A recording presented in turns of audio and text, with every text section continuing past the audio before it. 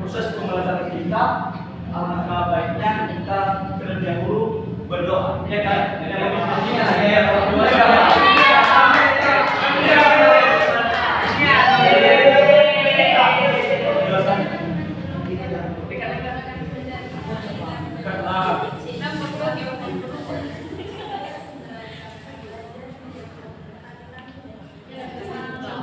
Terima kasih kepada anak-anak ilmiah. Dan itu saya dulu ya. Heri Sunayam, Ernia, Aslan, Ibu, Alima, Elipata, Robert Yandi semua ya. Oke, pada hari ini kita akan belajar mengenai sifat-sifat cahaya. Yang pertama adalah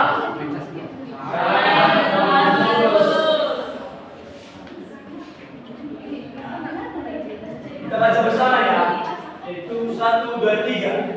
Cahaya tidak melewati suatu hidup karena misalnya tidak melihat cahaya matahari yang dapat lurus yang melewati celah-celah hidup. Nah, anak-anak, inilah contoh dari cahaya yang terlambat lurus. Yang artinya cahaya dia akan melewati sesuatu benda yang dia bisa terobos dan dia juga bisa menghasilkan yang namanya yaitu cahaya. Nah, seperti yang kita lihat pada gambar ini, cahaya itu ada dari mana? Itu kan dari sini. Dari luar ya. Yang kedua adalah cahaya bisa dipantulkan. Saya baca sendiri, proses terpancarnya kembali cahaya dari permukaan benda yang terkena cahaya. Cahaya dapat dipantulkan karena sifatnya sebagai gelombang elektromagnetik. Contohnya pada gambar di bawah ini. Suka lihat gambar? Suka. Inilah contoh dari cahaya yang bisa dipantulkan. Di sini Bapak punya cermin. Jadi inilah contoh dari sifat cahaya. Di sini misalnya ada sebuah cahaya. Disebut cahaya. Ini senter kan? Ada di rumah? Ada. Tidak, masuk tidak ada. Ada.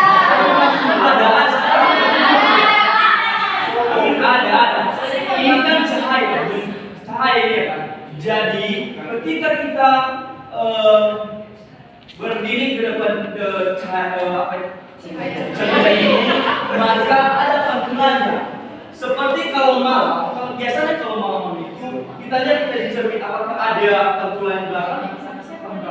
Ada, tapi tanpa cahaya tidak ada.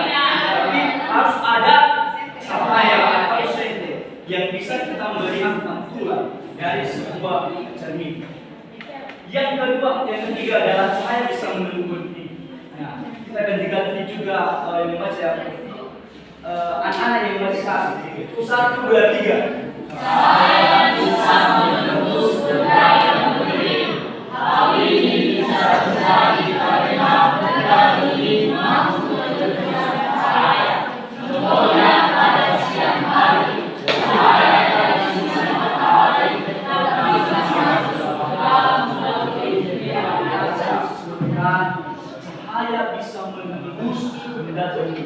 Apapun benda-benda dari cahaya, dia bisa akan menembus atau menerobos secara langsung. Di sini Bapak punya gelas seperti yang gambar di atas. Kita coba ya. Oke, saya minta anak kami Otani untuk bisa membantu.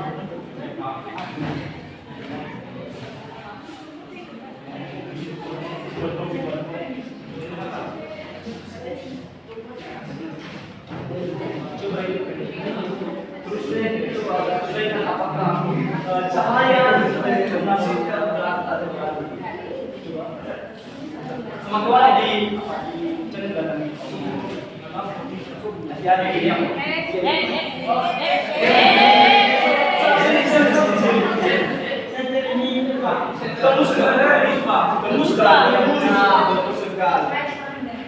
Betul ya? Bahwa cahaya bisa menembus benda bening. Teman kita mencoba bahwa cahaya ini dia bisa menerobos ke benda-benda. Ya, oke, lanjut. Nah, cahaya dapat dibiasakan. Cahaya dapat dibiasakan ketika dia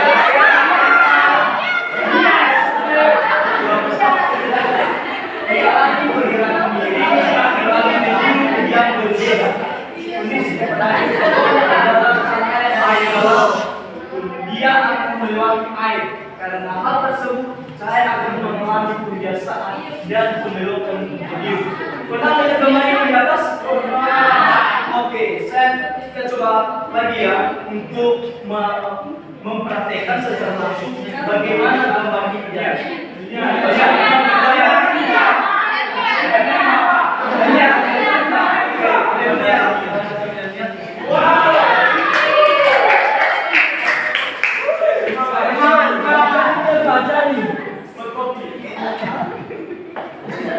Ajaran media gimana cara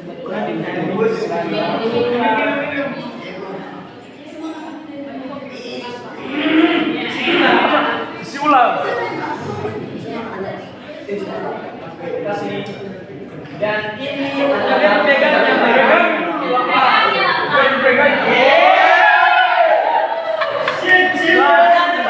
kalau kita melihat dari depan ini benturan ini dia melawan lurus atau dia ada berbelok atau belok. Tapi kalau di belakang belok.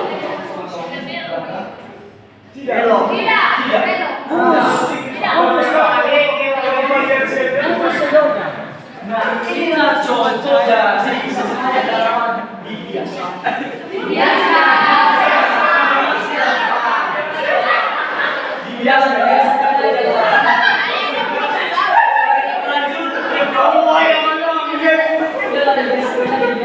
Yang kelima adalah cahaya dapat diuraikan ini adalah proses penyisaan cahaya hitam menjadi cahaya dengan warna-warna berbeda.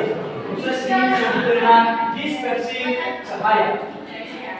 Nah, inilah sebuah gambar cahaya yang dapat menghasilkan beberapa warna yang seperti tadi yang disebutkan. Nah, mengapa ada pelangi ini? Karena adanya proses dari cahaya matahari. Ketika cahaya matahari bertemu dengan air hujan, maka terjadilah namanya yaitu pelangi. Pernah melihat pelangi? Biasanya ada di malam atau di siang hari. Di siang hari. Betul. Ya betul. Bahwa pelangi ini dia ada prosesnya dari cahaya matahari. Ada prosesnya. Kalau misalnya matahari, dia matahari yang putih ini matahari. Kalau misalnya dia bertemu dengan hujan deras, maka air terbentuk yang namanya terang. Ada beberapa warna ini yang berapa? 7. Apa saja?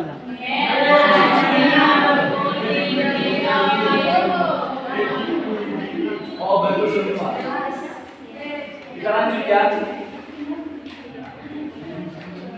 Oke, saya uji dengan kemampuan atau pemahaman anak sejauh mana materi yang sudah dipelajari pada hari ini. Dan di sini ada bagaimana saya meramal. Gimana? Meramal lurus. Oh, mau berarti jawabannya, nah itu cahaya merambat lurus. Yang kedua, teman kami Kope untuk menjawab pertanyaan ini. Mengapa kalian begitu bayangan dan mengapa bayangan kalian tersebut berubah-ubah? Karena cahaya. Oke, kita saksikan dari jawabannya. Karena tubuh manusia tidak terus dari cahaya sehingga terjadi bayangan. bayangan itu berubah-ubah karena arah cahaya dan keterdekatannya juga berbeda-beda. Misalnya, bayangan di ruangan berlampu akan berbeda dengan bayangan di luar dengan matahari. Yang ketiga yang dijawab oleh Aslan, mengapa kita bisa melihat bayangan kita di cermin?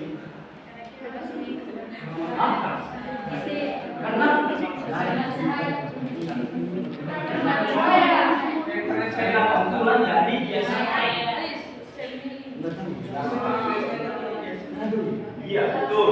Karena cahaya memantulkan bayangan dari cermin ke mata kita.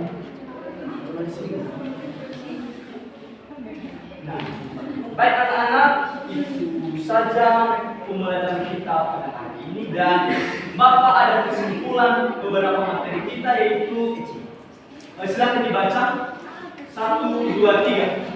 Kesimpulan dari sifat-sifat cahaya adalah dapat merapat lurus.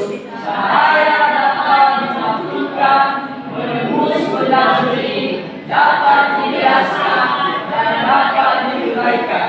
Ya, jadi kesimpulan ini tolong minggu depan dihafal ya. Saya ulang lagi minggu depan. Dan di sini ada LKPD atau PR di rumah, dan minggu depan diserahkan.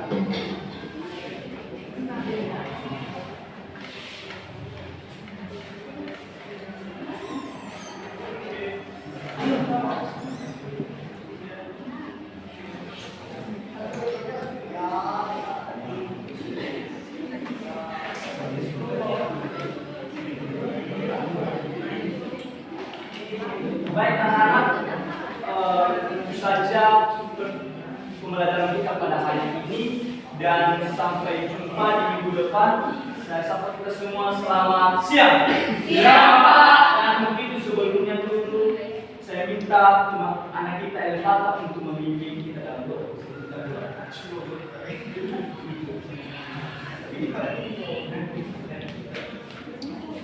Bernyanyi atau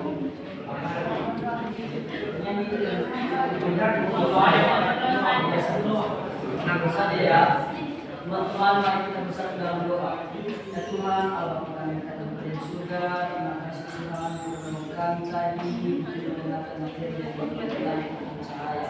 Terima kasih Tuhan, kami mau bisa di tempat ini, lindungi kami di perjalanan. Amin. Amin. baik, saya balik lagi, saya sapa kita semua. Sampai jumpa di minggu depan. Selamat siang. Siang.